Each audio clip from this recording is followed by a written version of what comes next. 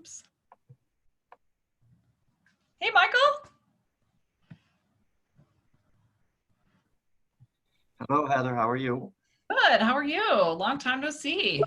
Yes, I'm doing well. It's nice to see you once again. Yeah. I was excited to see that you signed up for this. Okay, Christina, this is our method of dealing with this. Okay. No problem. Hi, Daniel. Hey everyone, how are you? Ooh, My dog says hello too. Sorry. all right. All right, we almost have everybody here. All right, I'm here. I wasn't supposed to be here immediately, but I am. But Christina is going to facilitate this, right? So I can give you, do you want some permission to, be in charge kind of thing? Sure. Just in case you have to hop off, you don't close us out of our conversation. I don't So have to do that, but you can host for sure. just so you all know that the session will be recorded and shared with other COSMA members on the website. So not to guard yourselves, but just know that we're trying to help each other out in this space. And some people's schedules didn't allow them to jump in on the conversation. So I'm actually co-hosting with Dr. Daniel Kelly, who's a commissioner with COSMA.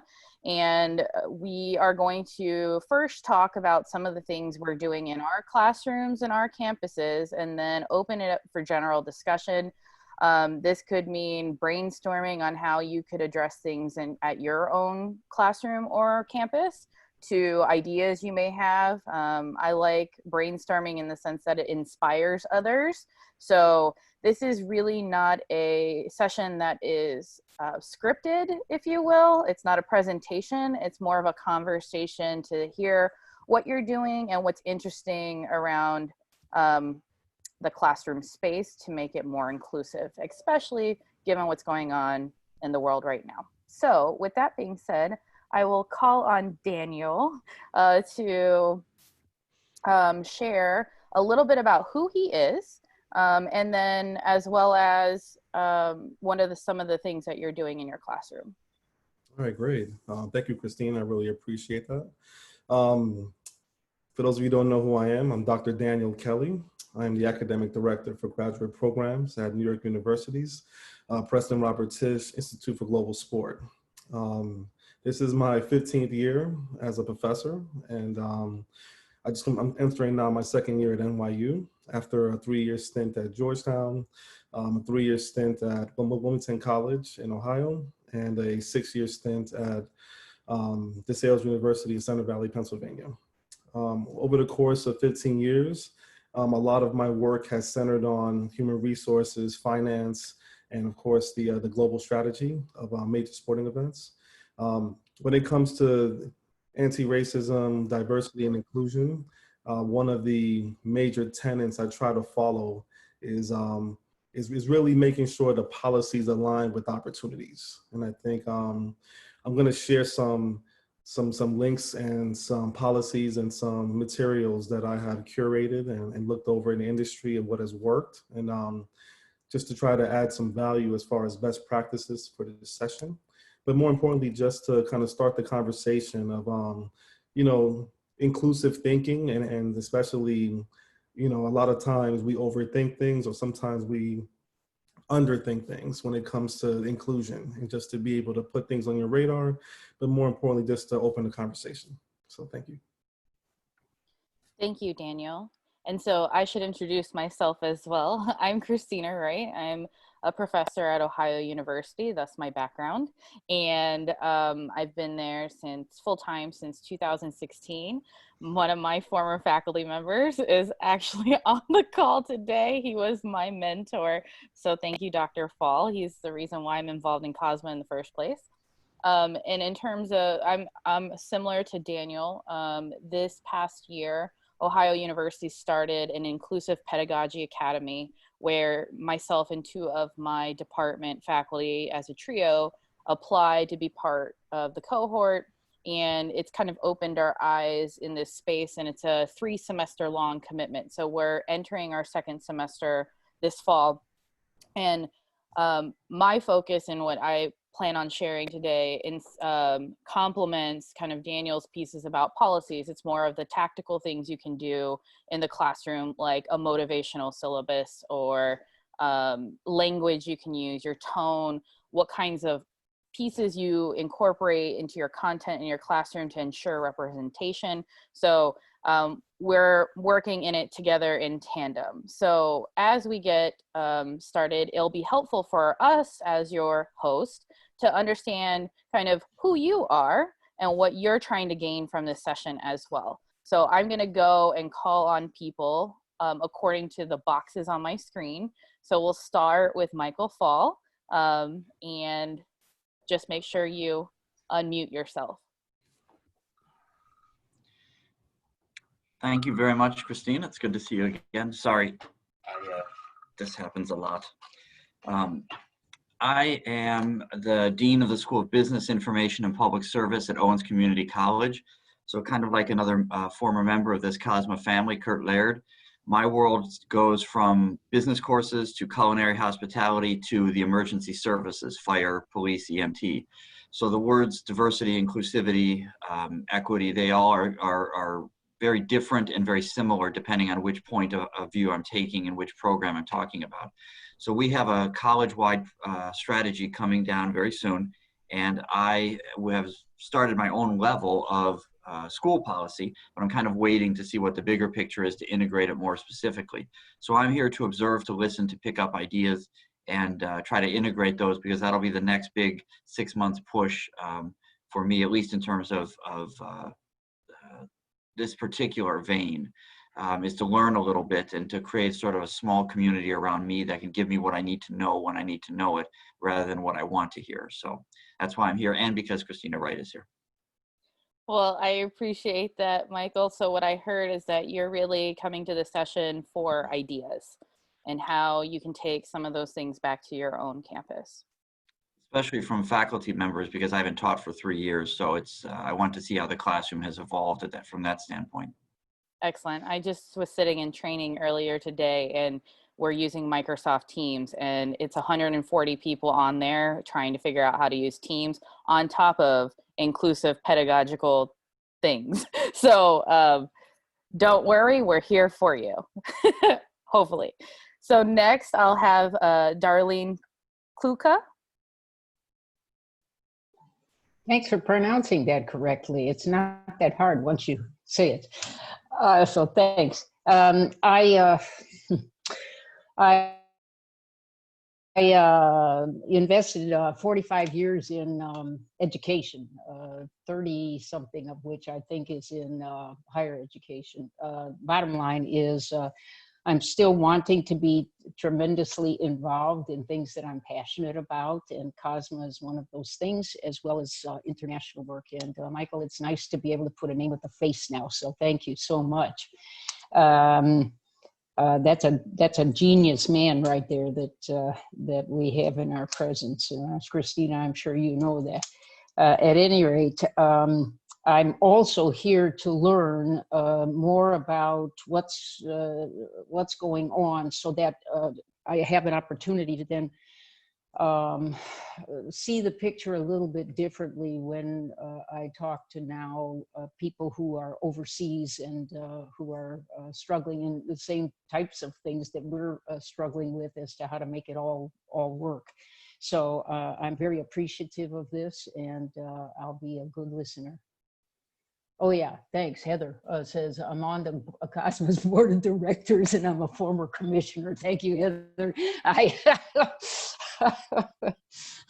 Those are pretty big roles to forget. So thank you for noting that. I didn't forget them, but I'm that's just part of who I am, I guess. I don't know. But anyway, I try to be helpful. Well, we're excited to have and lean on your 45 years of experience. So please jump in and share as we go along. Next, we'll have Ann DiMartini. Hi, I'm an associate professor at Flagler College, a small college in St. Augustine, Florida, and a program director of our sport management program. And I am also here mostly to figure out how to make are inclusive teaching strategies more specific to sport management? And if we can get beyond sort of the basics of all the stuff that, you know, when you Google best inclusive teaching practices, right, to like get past those and into how this really applies, particularly in sport management. And what I was typing in the box here is one thing I wondered if it would be possible for COSMA to create a curated list of resources, academic resources produced by authors from underrepresented communities that are specific to sport management, especially textbooks.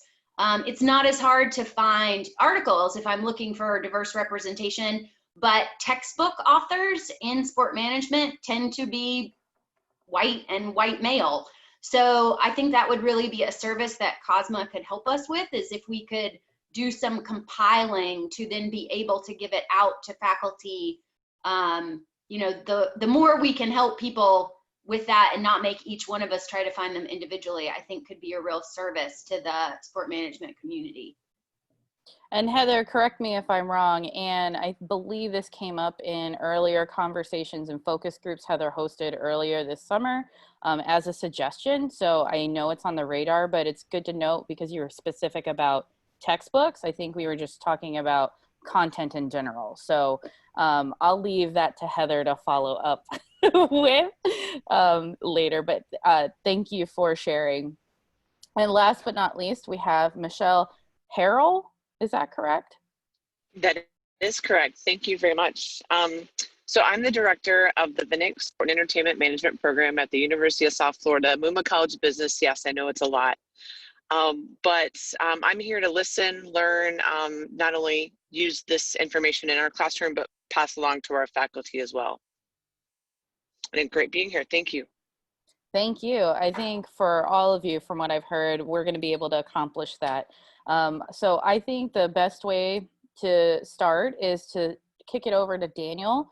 He's going to share his screen to kind of go over some of the policy pieces that can help inform some of the more tactical things that we're talking about that apply to sport management directly. So Daniel.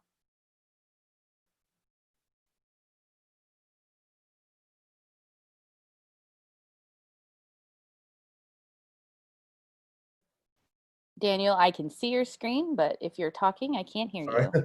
Well, thank you everyone for, thank you, Christina.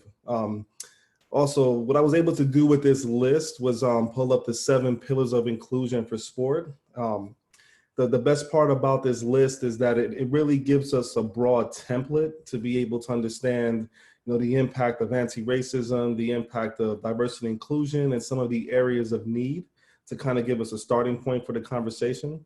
What I like best about this list is that it's very broad, but it gives us a chance to really see how it can transfer over to sport management, and especially how we can deal with issues with underrepresented races and, you know, just the underserved platform for minorities, especially our students.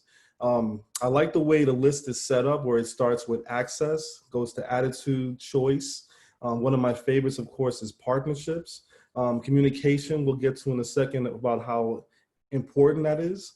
And of course, the policy features, which is for me, the action item, and of course, the opportunities which will come afterward. And so the best parts about it is that it gives a brief breakdown. The website Inclusive Sport Design really goes a bit deeper into it. I just pulled these parts out of it, which I thought would be great conversation starters for us. And so with the first one being access, you know, it's really about exploring the importance of the welcoming environment and the habits that create it. One of my favorite aspects about COSMA is that we really see the programs where they are. We really use a data-driven approach for each program to tell their story, and we allow them to be able to meet each of the COSMA principles to the best of their ability. And then we offer feedback, we offer a lot of best practices towards how they can improve their practices. But we really look to see where you are. And I think unlike many other accreditation bodies who try to fit, you know, round pegs into square holes, we really try to focus on what you do best and how to improve it. And I think from that mindset, it allows for us to be very inclusive and very understanding of the story that each program is trying to tell us. And so as a commissioner for the past 3 years, entering my 4th year, I've seen many different stories, many different interpretations of inclusion, and many different best practices that have emerged from the themes of each of the programs. And so we start with access and then the attitude. When I see the attitude portion, for me, that's more, is the program even thinking proactively? Do they see the underrepresented races as a priority? Have they noticed that this could be an opportunity for them to build in this area? And, you know, every program answers the questions differently. You'll see some that will have very small paragraphs to some that have full build outs of ideas and opportunities and programs they've built. And so seeing the access and the attitude, if you look at it, it almost builds upon each other. You know, is there an access for a welcoming environment? Do they have the attitude and are they willing to embrace inclusion? And then the choice, have they made the choice to increase their proactivity in this regard? And then the reason why I said partnerships to me is very big is because I think this is an opportunity. You have opportunities to partner with internships, with externships, with informational interviews, mentorships, many different opportunities out there.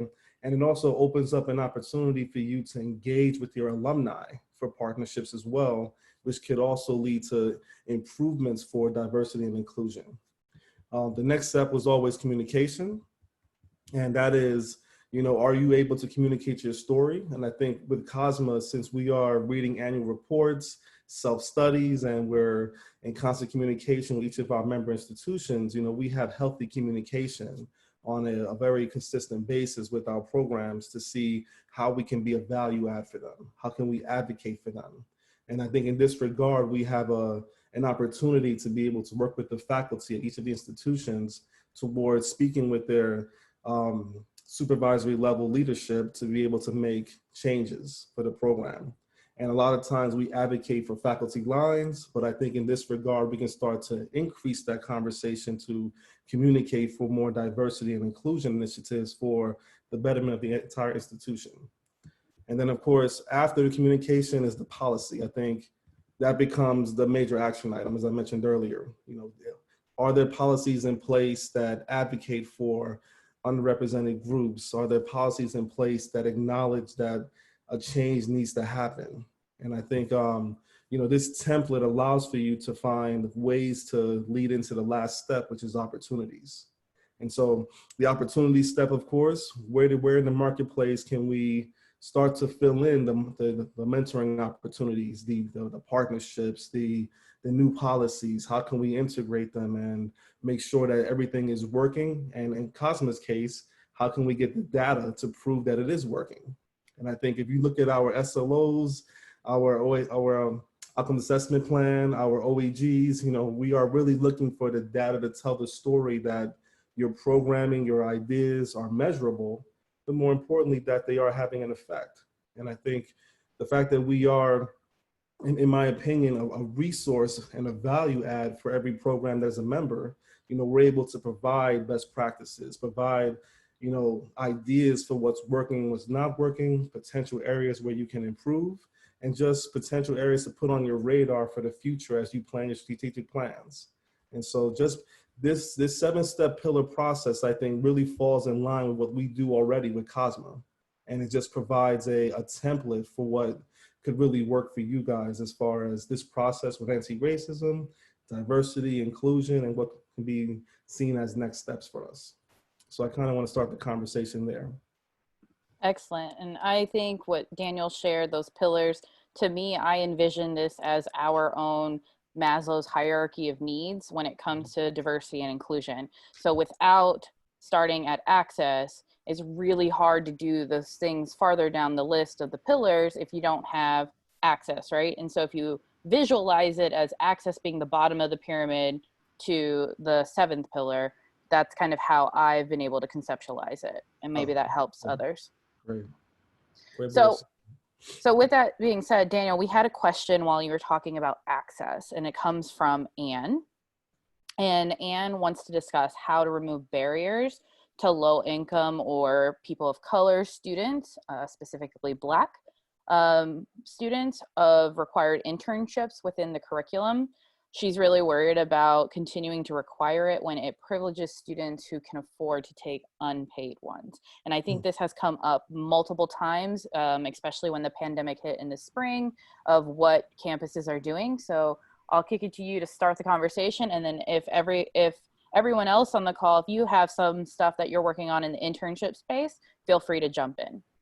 Okay, great. For us, I'll be honest with you, COVID-19 really gave us a chance to pivot. And I think, you know, when we were going through everything before COVID, I think we were so busy, you know, with our daily routines that we were missing this answer to this question. And so with the student feedback of, you know, lack of access to networks, lack of access to do anything with all the restrictions for COVID, we put together a sports industry networking database from our alumni.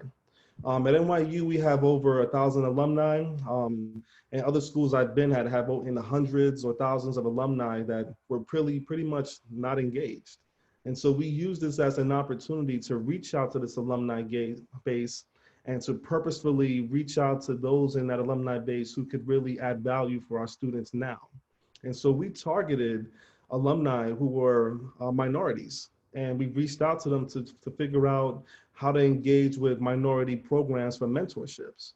And we had this vast group of over 1,100 alumni who, you know, had different levels of engagement over the past 10, 15 years. And we were able to bring them in for mentorships, informational interviews, virtual internships, externships, and just opportunities for engagement. And I think, you know, throughout all the craziness from COVID-19, that was a benefit that probably wouldn't have happened now, maybe years from now, but it was able to happen now because we had to figure out something. And so for me, that was a positive that came out of COVID. And as you guys were aware that while we were dealing with COVID earlier in the year, we had the police brutality and the issues with systematic racism. And so the timing allowed for us to really galvanize this group of alumni with engagement. And, you know, out of the 1,100, we were able to get 300 to commit to mentorships and internship programs for virtual students, and just to get that level of engagement, to get 1/3 of that large group to actually engage and do things with our students. And right now we have an amazing series of insider series where we're doing webinars with the alumni, and we're doing global projects and just trying to bridge the gap.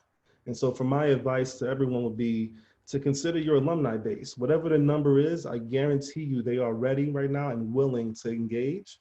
And I think that's the group that you can use as far as, you know, breaking down a lot of these barriers. And you can even target your Latino communities, your minority communities, and just figure out different ways of engagement through mentorship programs. But the bottom line is that they're there, they're available, and they hopefully can help you answer some of the questions that are happening when it comes to, you know, diversity and inclusion. Excellent. I think alumni is key for those of you, because if they don't have the answers, someone they know might. I've seen a number of sports organizations, as Daniel used the word pivot, where like Wasserman is offering their internship virtually in a variety of different ways. The NBA just launched the Future Sales Stars program, application due August 31st, just so you all know. But it's a 6-month internship program. Well, not internship, but it can be done while they are in school for 6 months, or it can be done for your alumni. And they're targeting specifically people of color. So I think a lot of organizations are doing that, but on what campus, what you can do. So for us, experiential learning is the core of what we do at Ohio. And similar to most of you, all of our study abroad experiential trips have been canceled for the fall and winter break. So we're hoping to pick that back up in spring when it's busier, but we've really relied on virtual event planning and executing of virtual events as that experience. So for instance, we are working with Scripps National Spelling Bee to host their virtual regional bee in the spring, and we're going to have a group of students work on that for credit. The other thing that came up, some of you all had, like, we had curriculum restrictions that were penalizing our students. So we're saying you have to take 3 credits of internship to graduate, and then found out it's cost prohibitive, or there's other guidelines in our state that is a problem, right? So what they did when the pandemic hit is the department chairs in the College of Business, they've now only require 1 credit hour. You can earn more credit hours, but now it's only 1 across the College of Business. And there's some equivalent courses that in the event you can't secure an internship, that these are the generally approved courses that you can take in its replacement. So I don't know if that really answers all of your question, Anne, but I want to continue the conversation with the rest of you of what are you doing on your campuses as it relates to internships, or what are the questions you have?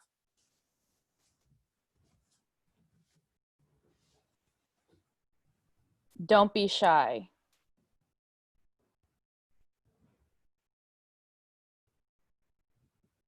Oh, and Heather typed some comments in the box. In other words, is going virtual a way to help level the playing field? Provides access to students who would not be able to benefit from this access in normal conditions, and to focus on targeting people of color to access this can provide that first access. So yes, I think it levels the playing field, but what do you all think? I'll be honest. I'm definitely an advocate for virtual learning. I think especially asynchronous classes where students can go at their own pace. I think it allows for them to find the speed and the level of what's been curated for them as far as the documents and the assignments and discussion forums. But I think Anne did make a point about the students who cannot afford to have the high-speed Wi-Fi or even the access to computers or laptops. I think that is definitely something that is a discussion that needs to be made further. I know that for NYU, we are launching classes in about 3 weeks, and we're going to have about 25% of our classes in person, which is a decent number if you think about we have over 400 students. And so, to have that level of students coming to campus, a lot of them have to come to campus because they don't have access to the resources for the virtual learning with the computers, the Wi-Fi, or a laptop. And so, just being able to have some option for all students, and the students will make their choice about, which level of engagement they can afford to take. And so I think a lot of universities are going 100% virtual for the fall. And so that option is taken away from many students who cannot afford to be virtual in the fall. And so I think I was very happy that at this time, fingers crossed that there's not a second wave for COVID that may restrict us to virtual only. But at this time, I think having some kind of access for students who cannot afford to the high-speed Wi-Fi or the computers or the laptops. And if I can chime in to sort of counter argument with Heather's point, I'm not, in my experience, seeing it level the playing field, partially because since it seems that there are fewer internship opportunities as sporting organizations are going to virtual, that the students who are getting those virtual opportunities are ones who already have access to those networks, right? So the students who need that first foot in the door the most are not the ones who are getting virtual opportunities. And my second concern is also, and this, you guys may know better than I do if you have more contact with the industry than I do, but since there has only been a few months of it being normal to be virtual, what I have been hearing is that, for example, if you had a student who has a virtual internship and a student who graduated last semester who got a face-to-face internship, that face-to-face experience is still valued by the industry more highly than a virtual one. So my fear is that virtual isn't leveling the playing field.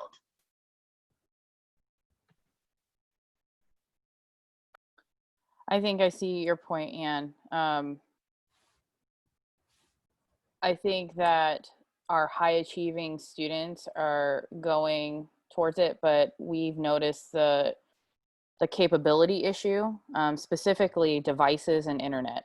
Our university decided that they're crediting all our incoming first year students $750 to go to get devices. but that doesn't account for our current standing students who were already going through this starting in the spring. So I'm not sure how they made that decision, or because I know they're just applying the money to all the first year students, but for the upperclassmen who are probably looking for those internships we're talking about, I think it's still a struggle, especially on the internet stand front.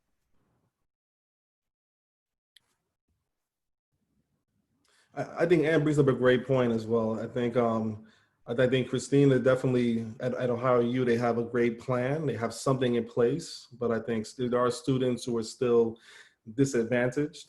But I think I'd like to reiterate that it still comes down to the partnerships. I think your alumni base pretty much pushes the value of your brand. I mean, they're your brand ambassadors in the field who know the worth of your curriculum and your degree, and they have an understanding of a student coming through your programming and what they're capable of.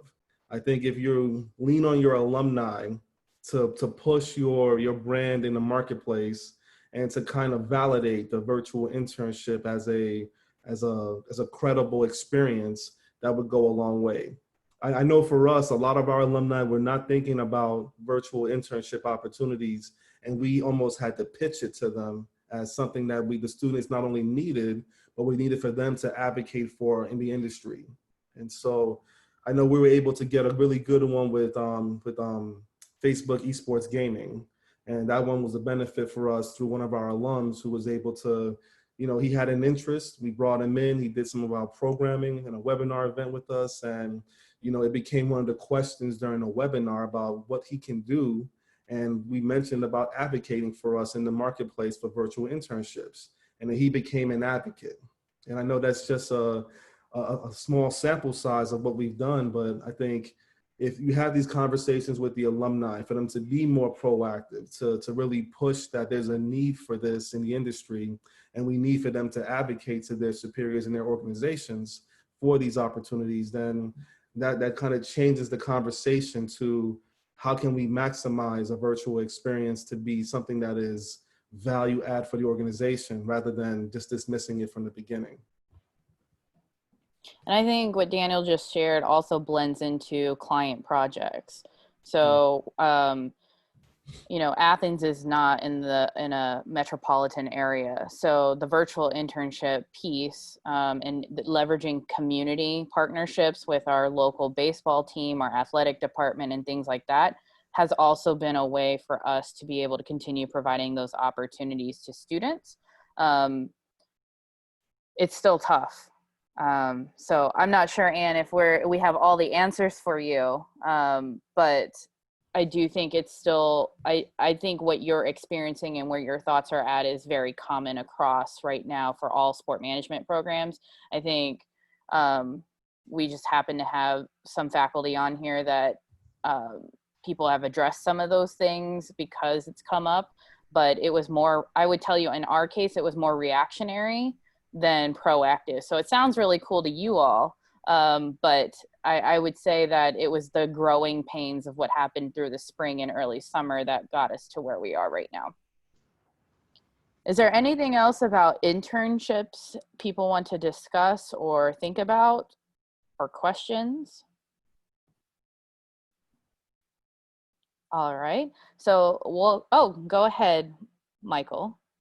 Sorry, I was looking for a little marker to raise my hand when we use Teams. It's always a little hand I could raise. I try not to be rude about it. At the community college level here, I mean, we faced this before COVID. I mean, it's the nature of having community in your middle name. And so this whole idea really starts at the beginning with these kinds of students and getting them to think about their careers in general. Up here in Northwest Ohio, I've learned the market over the year and what the culture is like up here. And it's very different from Athens, very different from Cleveland, et cetera. But the idea is that really we didn't have an infrastructure even as good as the sport management programs individually for career development within our students.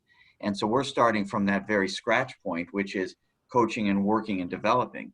And we have the luxury now of having a corporate base versus just the more narrow sport corporate base to choose from. But we have had to cultivate a lot with our students. And I think that's something that gets forgotten, some basic premises is that to even get to the point where you can talk about virtual or otherwise internships, those students need to be socialized through it, and they can assist you. And I love the idea of the alumni coming from the other angle, because they've been there before.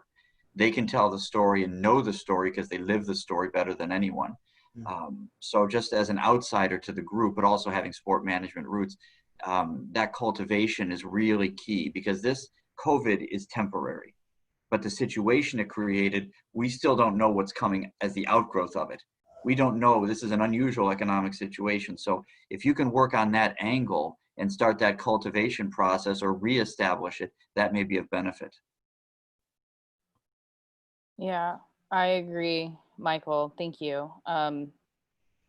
Some of the ways I think some people have been trying to capture this information of where do I even start? They're doing pre-course surveys. So individual faculty members are asking questions like, what tools do you not have access to before the course starts? So they know, oh, that person doesn't have internet, or it gives them a platform to respond individually through a survey tool to say, this is what I'm really concerned about going in. I started getting some responses to my own survey. I don't know how to share the like a PDF version of the survey in Zoom. So I can send it to Heather to email you all.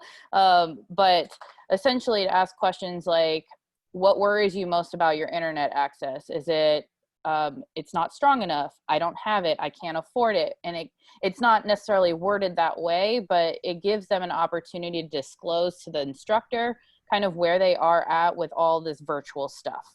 And you can customize it. I did it in Qualtrics. So if you want to copy the Qualtrics and modify it for your own purposes, I'm happy to share the actual Qualtrics piece instead of just sending you the PDF, but more power to you on that.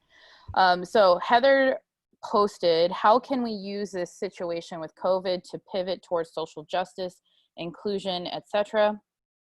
And paraphrasing Daniel's almost like a rhetorical question, but exactly. So how are we going to leverage the current situation to use this as an opportunity to incorporate social justice, inclusion, diversity, equity, access into our classrooms?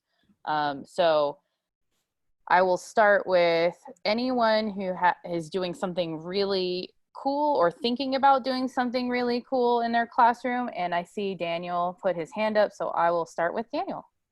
Okay, so I think Michael Fall really hit it on the head when he said that, you know, COVID is temporary, but what comes after it is going to be the real change. Right now, there's a ton of organizations who are pumping a lot of money into social justice needs. And so there's going to be a slate of RFPs coming out from the NFL, from the NBA, to institutions and organizations looking to help educate and inform these organizations and their athletes about how to best interact with what's happening now with social justice. The NFL recently, of course, had their $250 million pledge over the next 10 years, which is $25 million per year. And that is money going towards programming for athletes, programming for the communities, and it's about police reform, about education reform, and about overall systematic change to social justice. And so I think especially the educational reform aspect, that really touches upon all the groups on this call for educational sport management programs. I know that we are going to be pursuing a lot of these opportunities with both the NBA plus the NFL. And I know that, you know, these opportunities could be chances for us to partner, because there's things that you probably do at your institution that we don't do well here. We may not have the faculty who have the expertise in, but together in a partnership, we could partner together to put together a proposal for it. And so these kind of calls are important because it gets us all on the same page and gets the conversation started. And it could be an opportunity for us to partner, to chase down some of those social justice dollars to really make a change with the NFL or the NBA. I mean, I think there's a natural way when we connect it to the career aspects of our students, right? So you're seeing tons of postings right now. Probably the only postings I've been seeing are for chief diversity officers or director of diversity and inclusion at sport organizations. And the NCAA just announced their mandate across all divisions to have someone designated in the athletic department that handles diversity, equity, and inclusion. So from a job perspective, that is a lot of potential, but I find that when we connect what the industry is doing back into our classrooms, that's what's most meaningful for the students. So if we're talking about what Daniel's saying is partnering with organizations and pushing the conversation, using academics kind of as the excuse or the way in, but it's still, hey, sell it, right? But how do we do that constructively that benefits both the organizations we're working with, our students, and our faculty, right? So what else is going on out there? Oh, I'm sorry. Heather put, how about the college level, Daniel? Or does it trickle down to higher education? Yeah, so I think it does. I think I know this summer I've taken a small group of students under my wing to kind of really engage with them about how they can impact change for social justice in not only the program, but also in their careers. And so they've been really advocating in the industry for, for social change, social justice, putting together social justice programming. At our most recent COSMA conference, of course, we did diversity and equity and inclusion seminars, which were different. We had a seminar with Lonnie Butler and I where we talked about integrating diversity and inclusion into our curriculums, and how does this look, and how can we preface it for our students. And I think these types of opportunities for engagement, whether it's mentoring our students or more importantly, just getting the conversation started with them and the faculty about how the classroom should look and how the curriculum and the topics should be inclusive, has gone a long way. And I'll be honest with you, I'm really excited about the fall semester. I think, to Michael's point, COVID, we may have a second wave or not, but, what we do afterward is going to be a real indicator of what's next. And I think the faculty and the students have really pivoted as far as their mindset to the expectations. And, I think we're being held to a higher standard. We should be able to deliver a top-notch education, in person and virtually. But more important, the content should be relevant to what's happening now in the world. And, the content right now should really dive into diversity and inclusion. A lot of campuses are taking what Daniel said and incorporating or incorporate it into their sport management curriculum. And so I'm just curious to see if anybody has had those conversations. Where is it, I know some campuses are considering standalone courses, others are trying to be more robust and incorporate it across their curriculums. But I'm just curious to see what you all are doing on your campus, or what you think what you want to talk through that could be done at your campus. Because I think a lot of us are still in that idea phase of, we're not quite sure where to go, we just know we need to head towards that light.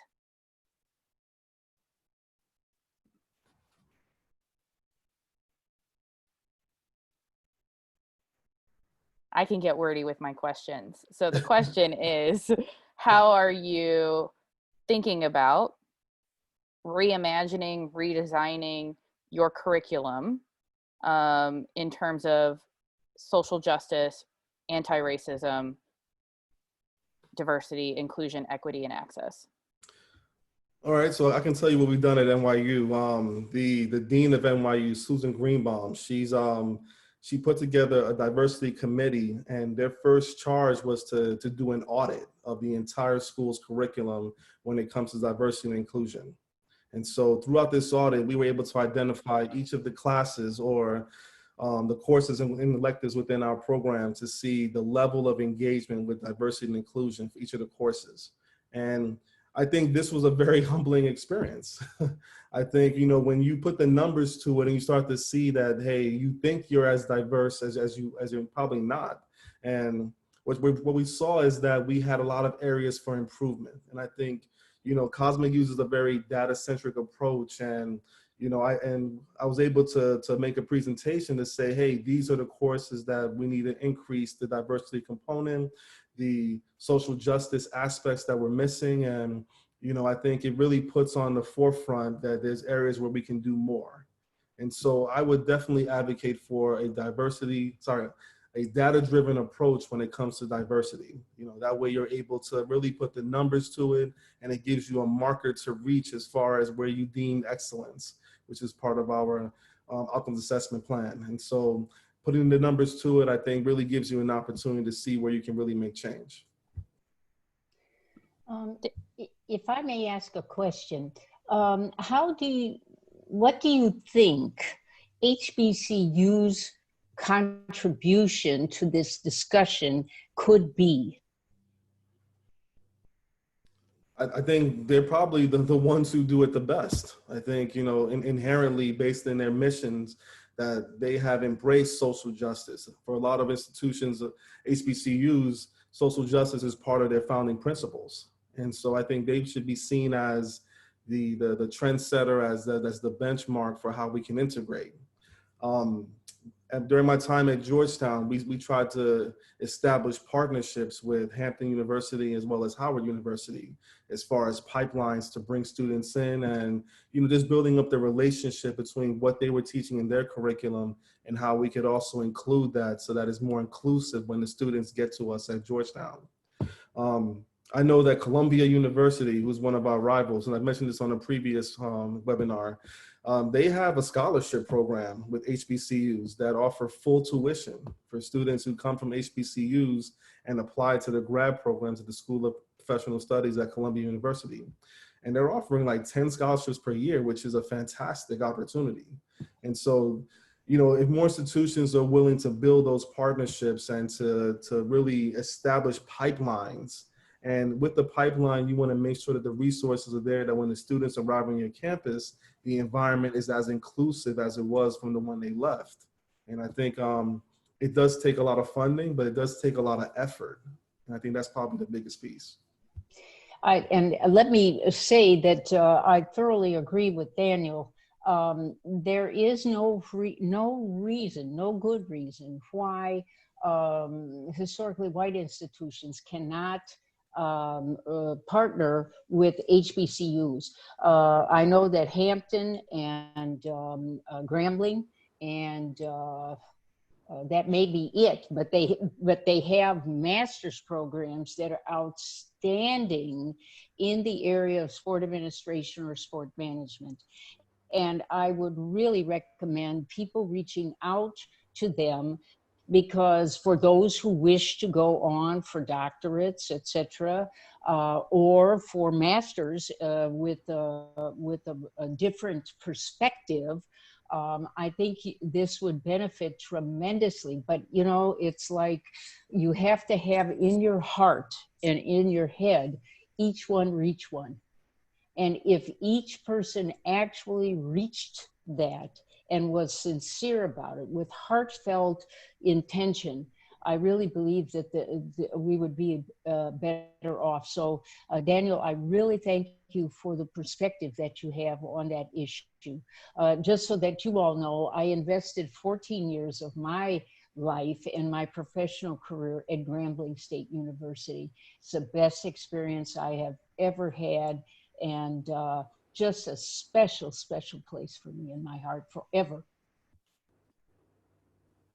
I worked on a grant team with Coppin State, and I will tell you that working at the HBCU, you don't feel like any place but home. I mean, it was just awesome to be around those administrators and student athletes. So, Christina, did you run across a guy by the name of Ruffin Bell?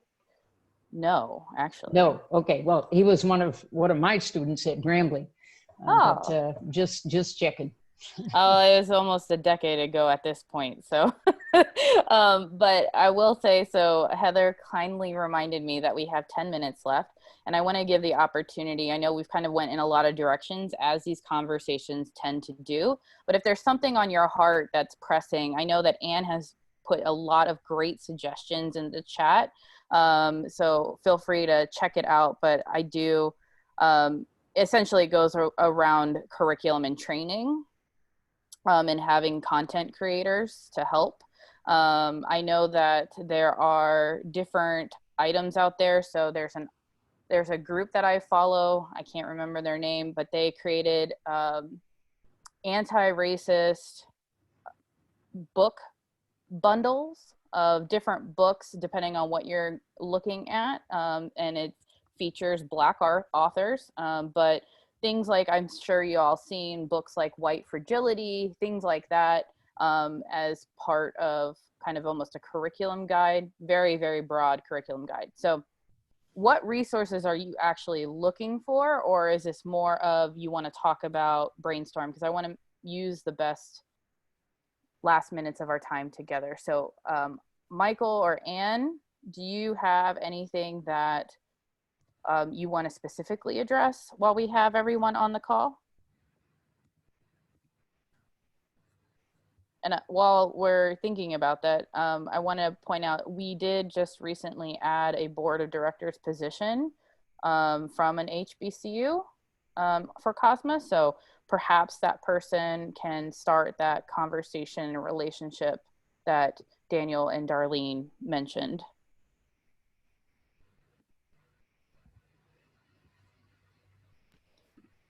Michael. What I would be interested in, and I don't have it at the moment, right? I think that it probably exists, but I have not done enough searching to find it, is, of course, I've seen all those lists of the anti-racist reading lists, but if I'm trying to fit this into already established sport management classes for undergrads, it's going to be a harder sell, right, to get them to read Me and White Supremacy in the middle of a sport admin class, right? So what I would be looking for is like a more compact module that is business admin focused, that talks about, you know, social justice and anti-racism in a business environment, that I could then insert into sport ethics, sport admin, and our professional preparation seminar classes. So less lists of books and more like curriculum modules. I'm not aware of any resources. I know that for my diversity and sport class, a couple years ago, there's this document called the Colin Kaepernick syllabus, which is very relevant, and it's not textbooks, it's not books, it's more articles or pieces that address some of the history pieces that are important. So if you have a history course, I think it's easier to incorporate that into your curriculum, because you can talk about some of the systemic pieces that transcend and integrate into sport. From your other courses, I think it's intentional of what you can and cannot do. I mean, we have restrictions. I don't know how your campuses run. So in terms of what you're asking, so you're asking for COSMA to build modules, or if faculty out there have modules built to be able to share the modules. Is that what I heard, Anne? Right, to do the research to see if they already exist, because I kind of doubt that they're not already there, right? Like tons of great people have been doing this work for ages. Yeah. You know, I believe that it is there, but the finding it and sharing it, yeah, would be super helpful. Okay, Heather, so could I'm you? going to share my screen. I have some information on this. But actually, for my dissertation that I did about, I'm getting up there now, 15 years ago, it was on this topic, and a lot of my research centered on Dr. Richard Lapchick's race and gender report cards. I think I'm going to pull up his site right now so you can see it. And so this is, for me, has been kind of like a curated response to what's out there when it comes to diversity and ethics in sport. And I think you'll find that this material and these modules and these publications are easy to integrate into your curriculum, or easier, especially when it comes to social justice. Richard Lapchick's research has really gone through the diversity statistics for all of the major professional sport leagues in the world. And they have given them, based on their criteria, a grade. And so I think, you know, this is something that I've used for my diversity in sport courses, and I've used it in my capstone courses that I teach at Georgetown and NYU. And I found these resources to be, you know, properly curated and actually more accurate than NCAA stats on race and gender. And so I would definitely advocate for the work that comes out of Richard Lapchick's race and gender report card out of UCF. in Orlando, Florida. And I hope to follow up with you and others. Wasserman has started this thing called The Collective, and they have a faculty research group that a couple people I know are sitting on that and having student research projects as it relates to students from underrepresented groups. So I know that's kicking off, but a lot of the faculty on there are kind of those thought leaders in this space. And so I'll do some research and see if they have anything to help you with your question. Any other questions or thoughts that you hope we can dive into for the last few minutes of our call? Michael? Thank you, Christina. One thing I learned about this is that it doesn't all have to happen at once. If you remember from class, I might have said the words horses for courses, which means you find the things that fit within the places where they do. And then the second part of what I've really been learning here, because in the community college, I only have people for 2 years maximum, is that we try to coordinate or scale it up. And I'll give just a quick example. We've been teaching law enforcement here for 50 years. It's our anniversary year. Thank you, COVID. But the idea that we just had our opening of the academy yesterday with the president of the Toledo chapter of the NAACP giving the opening talk. And that's a first step. It's putting an issue and a problem in front of the cadets themselves. But the bigger issue is that we're going to go to the 101 class and start with certain levels of interaction and activity. Then we're going to move up to the next level classes with a different kind of activation. I think that's very important for faculty members to keep in mind, because if you can't coordinate the faculty, it's going to be a bunch of disparate things. I mean, I remember in SASM 2250, the history class, when I introduced readings on Native American baseball, Mexican League, hosting Negro League players. This was almost 5, 6, 7 years ago, because the need was not in the textbooks. And then we took that and built it across into the next class. And then they sort of scale up until you get too far for that one thread, for example. That's probably one of the best things that we can start out by doing, is looking at where it fits in those early classes and what fits. And then how do we scale up certain behaviors? And that ties back into your career management points. It ties into the internship. It ties into speakers. And the other part that I have to focus on is training the trainers, because I have to have the faculty doing this consistently, because if only one student group hears a speaker and that speaker doesn't come back, it's lost. But like the Genesee County Sheriff who took off his gear and went and stood and talked to the protesters, if I can have him come in and become close to our faculty members in criminal justice, that then gets put into their coursework, and no student will be missed in that particular situation. So for me, in the last 4 or 5 months of really delving into this, those have been the two keys: fit, and then the ability to scale it across the whole curriculum. That way it becomes DNA, and that's really what you want out of your program.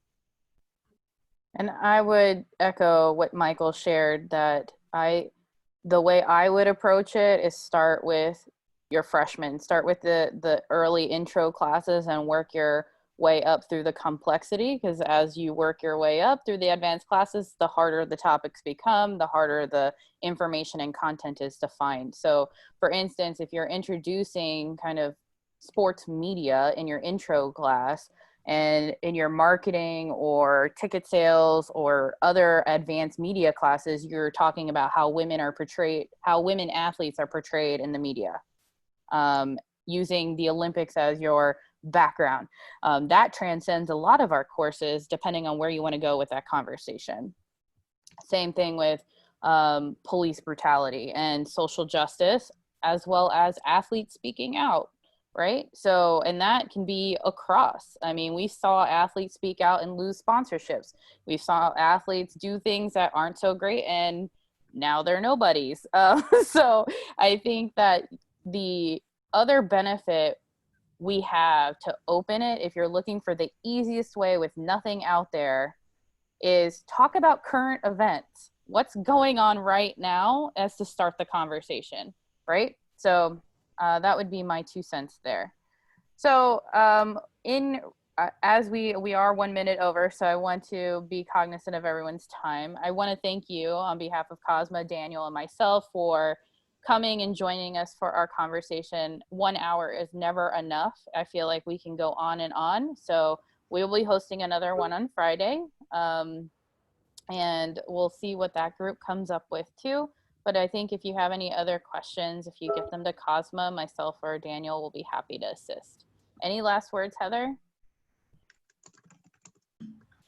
Thanks both to Christina and to Daniel, of course, for stepping up, for being interested and available to host this. And I'm happy to be tasked with some research and things to do. So we will be posting this on the website, as Christina said, and we've got the chat, and I also took notes. So we have quite a lot of material here to work with. So thank you so much, everybody. Maybe see you Friday. Take care.